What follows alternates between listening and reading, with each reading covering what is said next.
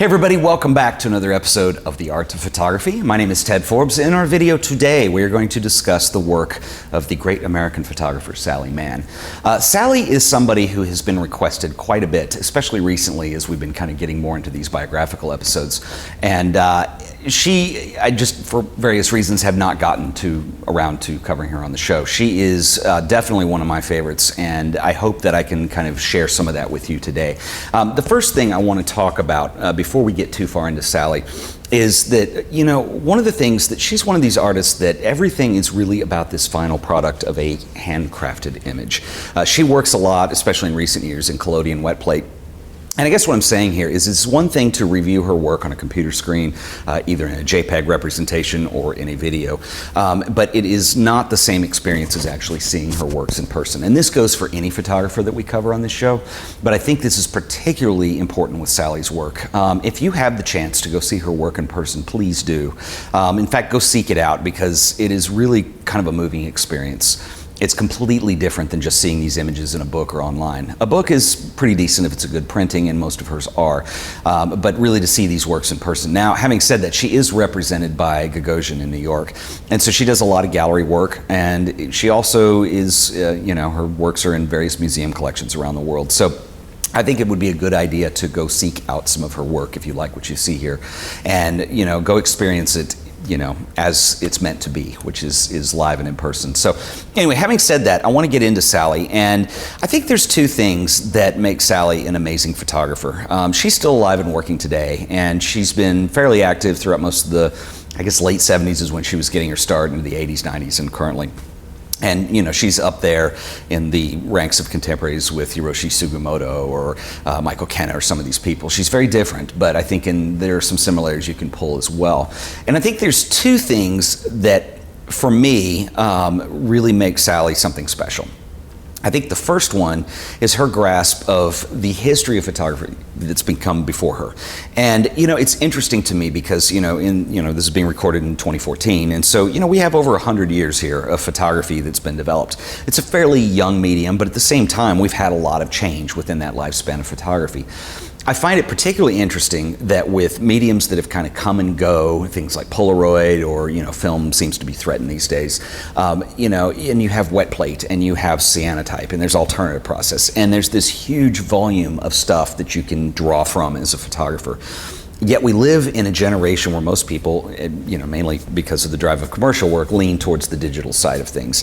And this to me is a little sad, but it is extremely interesting to see a photographer embrace a lot of this. And Sally does this. Some of her early works, she was experimenting with surrealistic qualities of photographs. So, strange lighting conditions or, blur techniques or, and one of the things she started doing in the late 90s was actually shooting on collodion wet plate. And so with wet plate, you have imperfections in the lenses a lot of times with the swirling out of focus areas. You have issues sometimes with the collodion if it's poured on thick, and if you have a shallow focal plane, sometimes it distorts the image there. And so there's some really interesting things that happen in all these little imperfections, and she embraces all of those in her work.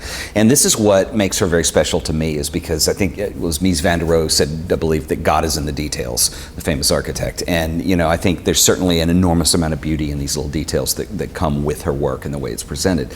It's messy, it's ugly sometimes, and there's a really raw sense of beauty that comes out of all that. The second element, and I believe this is more important with Sally's work, is what she chooses to communicate visually and the kind of the story that she's telling and what kinds of conceptual things play into these photographs. And, it's really interesting to see her career as a photographer and how she's experimented with a lot of these techniques, but also the subject matter that she's chose to, make part of her work. And this is everything from her own family and children to there's Civil War battlefields to decaying bodies, that are, have been autopsies performed on them, or, and then one of her more recent books that deals with a lot of this decay and destruction actually ends with portraits of her children and her family again. And it's interesting to me that there's this real cycle of life, this whole thing that things must die in order to be reborn. And I don't know if she ever consciously approached her career that way, but that's kind of been the sum of what I see in a lot of her work. And I think it's what makes it beautiful and interesting. Some of it's hard to look at sometimes. Some of it gets a little gruesome, especially when we get into this decay thing. But, I think there is always hope at the end of that. And that's why Sally is a little bit complex at times, and why you really have to, I think, digest the whole of her work to get a good view of this. And so anyway, I think it's time, and most important, that we go look at some images right now. So come on over with me, and let's look at the work of Sally Mann. Okay, so we're going to check out some images here, and I'm using Pinterest for those of you who are new to the show. Pinterest.com I really like because it's a way of bookmarking images, so we have a ton of stuff. All of these kind of biographical episodes we've done on photographers, I've got boards for on Pinterest, and a board is just a collection of these images that are bookmarked. And so if you want to click on one of the images and go see the source to where it came from and learn more and see other stuff, it's a wonderful way of exploring and really doing internet work based on imagery, and I'm a big fan. Anyway, I've been using Pinterest for a while. If you want to go look at the images that I'm talking about today for yourself, which is why I compile these, you can go to my account, which is pinterest.com/TedForbes. It's pinterest.com/TedForbes, and I do have a board on there for Sally Mann. So if you go to my boards and you scroll down, you'll see lots of stuff from various research I've done, mostly photography episodes that we've done for the show and more. But anyway, we have Sally Mann on here. So I'm going to go through this, and in no particular order here are they arranged, because that's not how I bookmarked them. But I'm going to start with this image, which actually is not an extremely significant Sally Mann image in the grand scheme, but this is one of her really early images. I actually found this on her website. And a lot of her early work that she displays is really these kind of, close-ups, shape studies, compositional in a lot of ways, the line running through.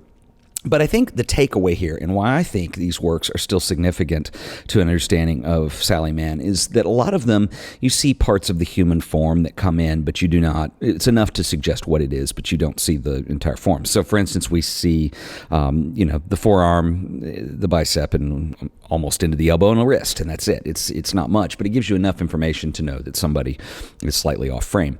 And I think this is a clue into what Sally does a lot with giving you information that, one, may or may not be real, or two, may not be obvious what the conclusion to be drawn from it is. And I know that might sound a little kludgy right now, but I'll come back to that when we kind of sum everything up.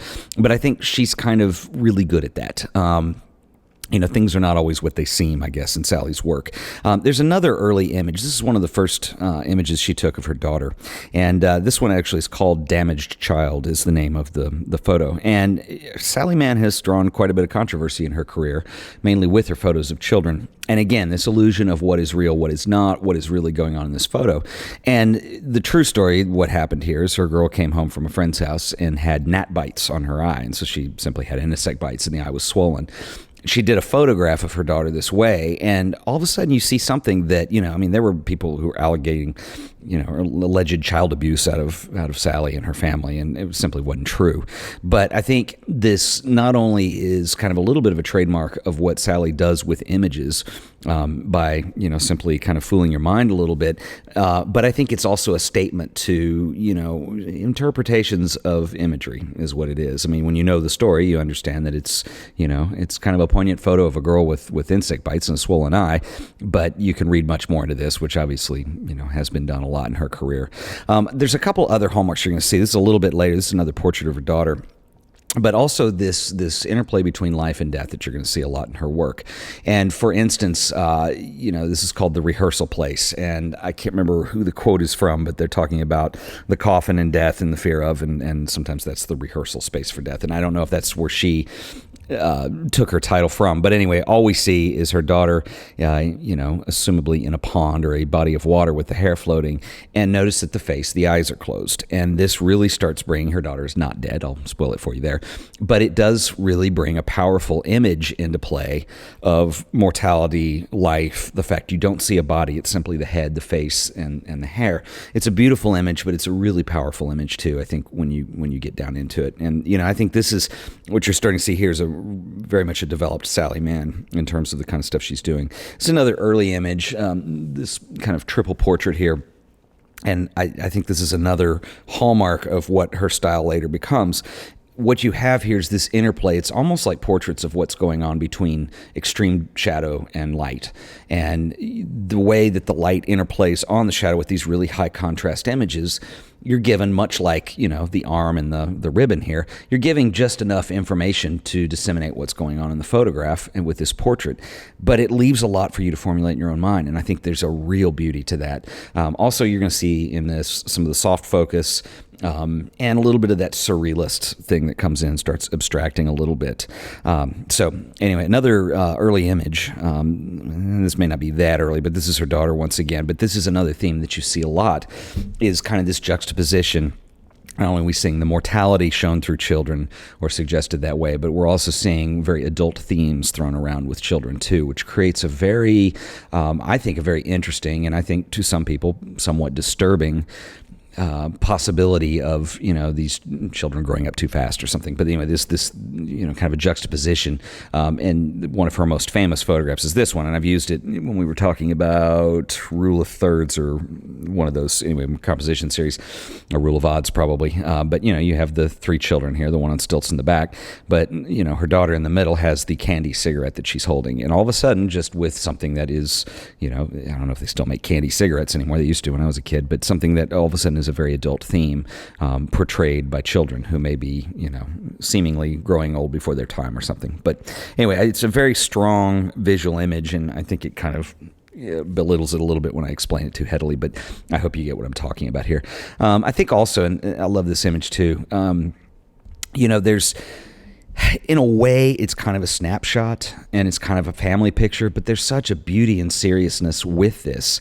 And the expression on the daughter, who at first glance looks like she's got her arms crossed with the sweater, but she's actually tangled in the fence.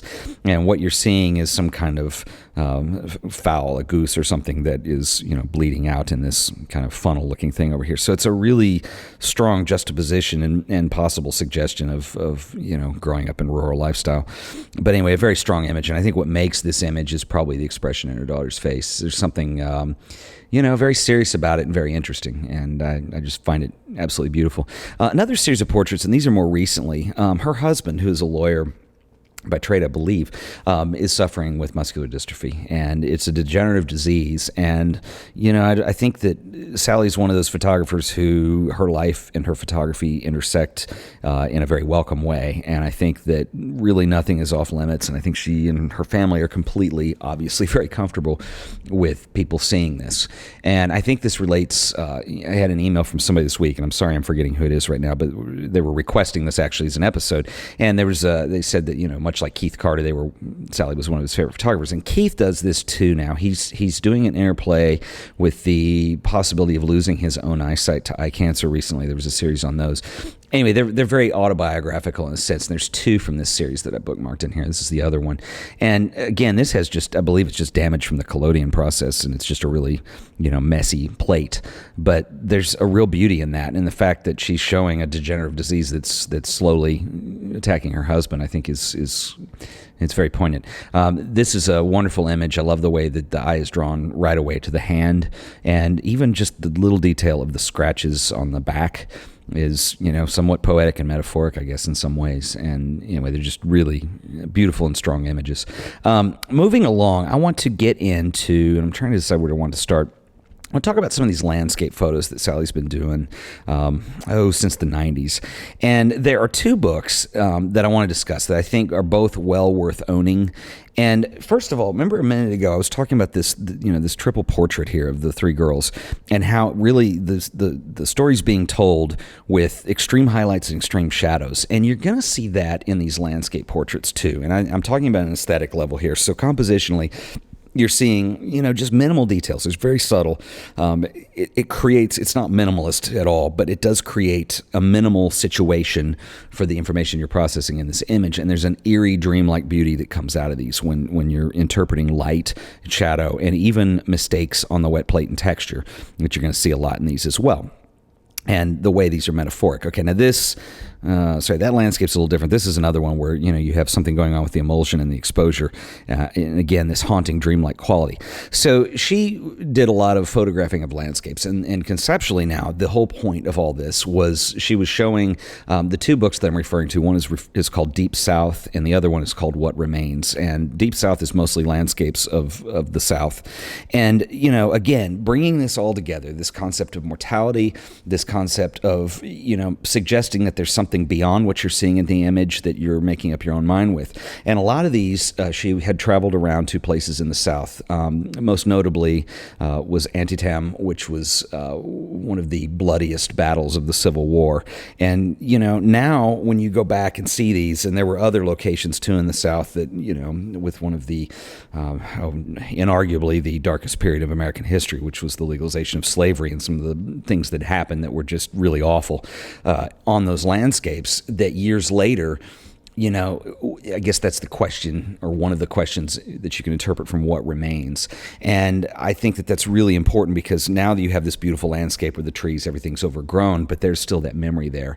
And she has a way of capturing these. This is a long way of saying that with her particular style, and what she's doing with the camera, and what she's doing with light, she has a way of capturing a lot of these images that have an eerie ghost-like quality to them. It's almost like she's photographing into that ghost realm of what actually happened there at one point.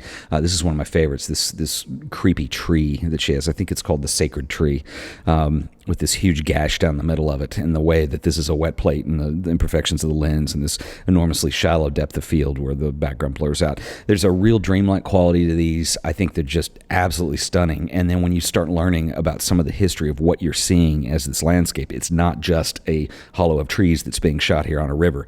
It's a place that marks something. And again, I think that all comes back to what Sally's so good at, which is giving you a suggestion of something, maybe trying to make you think a certain way, but also that, projection of, here's a photograph and something else is here that you may or may not be seeing, and how to suggest that. It's very difficult to do, and I think she is the master at this. And it's one of the things that just makes her a brilliant photographer. I'm going to get into these portraits that I want to close on here. But the second book I mentioned, the first one was Deep South, and then the next one is What Remains. And this is a piece from the What Remains series. And What Remains it's her fifth book, and it works in 5 parts. This is almost, I think, in some ways like an opera, or, a great work of literature or something. And I would have just, given anything to have seen this displayed as a show in sections like this, because I think it's a real treatise on this life cycle and this whole concept of What Remains, which is the title of the exhibition in the book. And so What Remains happens in 3 parts. The first part, and some of these images can be disturbing to people. You're seeing a dead body in this one, obviously. The first part of the book was shot.